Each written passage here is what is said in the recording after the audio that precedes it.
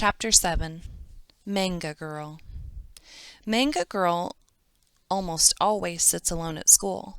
I don't know if it's because she doesn't have any friends or because she wants to sit alone. I'm so glad I have Autumn to sit with. And Autumn is never sick, so I never have to sit alone. Mom says there's nothing wrong with eating alone or going to the movies alone. She says that we have to be happy spending time with ourselves because the most important person in the world who should like you is yourself. I like myself, but I still don't like eating alone. I secretly call her Manga Girl because she wears these hats with ears like cat ears or fox ears. Sometimes there's a cape attached to the hat. When she runs, she puts her arms behind her and says, "Whoosh." I'm not making that up. Whoosh, like she's in a cartoon. I asked her once, "How come you say whoosh when you run?" You know what she said? She said that if I asked her that question, then I didn't know anything about manga. I know a little about manga, but I'm not a big fan. It feels weird to read a book backward. I have enough trouble reading them forward. I've never asked her why she wears the hats because, well, I think the answer might be kind of creepy. Jeremy Bishop told me that she's hiding a deformed ear. And someone else started a rumor that she has horns.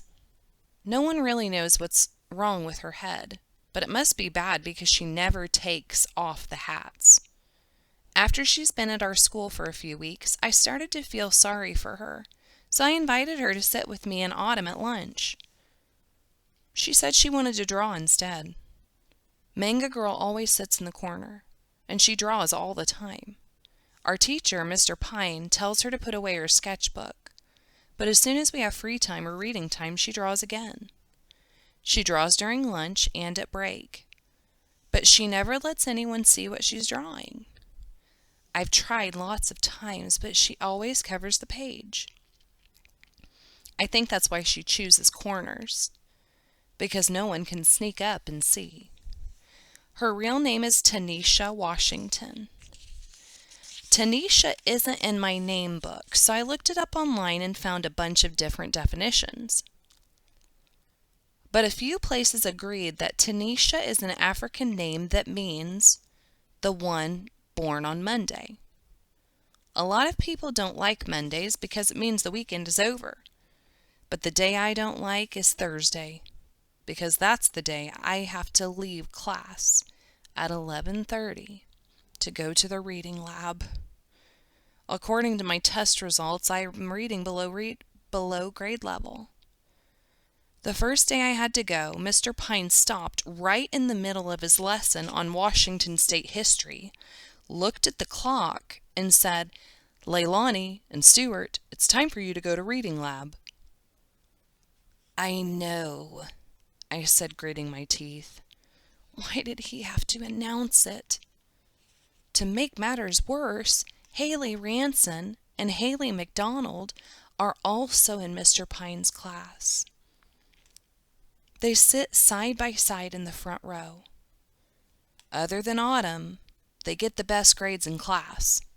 I know this because whenever we get homework back, I have the perfect view from the fourth row to read their red A's on their papers. I don't want to give them any reason to think that I'm not smart enough to be in their group, so I make sure to watch the clock and jump out of my chair a minute before I'm supposed to leave for the reading lab, so that Mr. Pine won't make another announcement. Then I hurry towards the door, avoiding the front row so Haley and Haley won't notice me leaving. But today I got distracted because I'm trying to figure out what my sleepover invitations will look like. Should they be the shape of Hawaii? Should they be a hula girl? Or maybe a pineapple? "Leilani," Mr. Pines calls from his desk. "It's time to—" I drop my pen. No, no, no, no, no, no. Don't say it. "Go to the reading lab." I grunt. Stuart's already left. Autumn smiles at me and waves goodbye.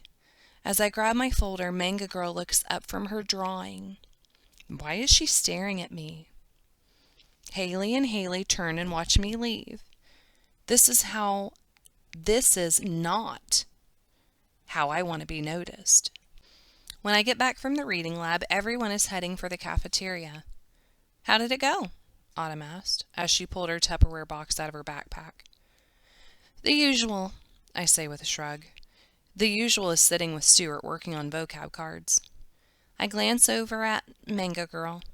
She's still sitting at the corner desk, huddled over her drawing.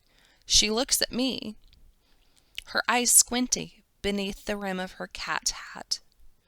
She draws, then looks at me again, then draws some more, then looks at me.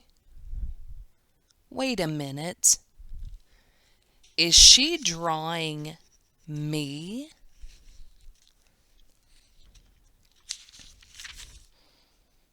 I need to see that drawing, but I have to be sneaky. If I startle her, she'll bolt. If she catches me looking, she'll just crumple the paper. She'd rather eat her drawing than let me see it. So I pretend I need to wash my hands at the sink, and then I lunge sideways, and I see it. She's drawn a cartoon of a girl who has long black hair like mine. The girl is being attacked by gigantic letters, A, B, and C. That's mean, I say. It's not mean. It is. You're making fun of me. It's not done, she grumbles. Then she shoves the paper into her backpack, and then she whooshes out of the room. What was that about? Autumn asks. I tell her what I saw. I'm sure it wasn't you. Of course it was me. She's totally making fun of me going to the reading lab. Why would she do that? Autumn asked as we started down the hall. Reading is all about wiring, not intelligence. A lot of famous people had trouble reading when they were young. Thomas Edison, Walt Disney both had dyslexia, and Edison didn't get good grades. And George Washington couldn't spell at all. Autumn could have told me all those people had gone to the reading lab, but it wouldn't have made me feel any better. That cartoon really stung. When I got home, I added another name to the list. Do not invite to my sleepover. Number 1, William, the rude boy from the 3rd floor. Number 2, Todd Burrell, no matter what Mom says. Number 3, Tanisha Washington, the Manga Girl.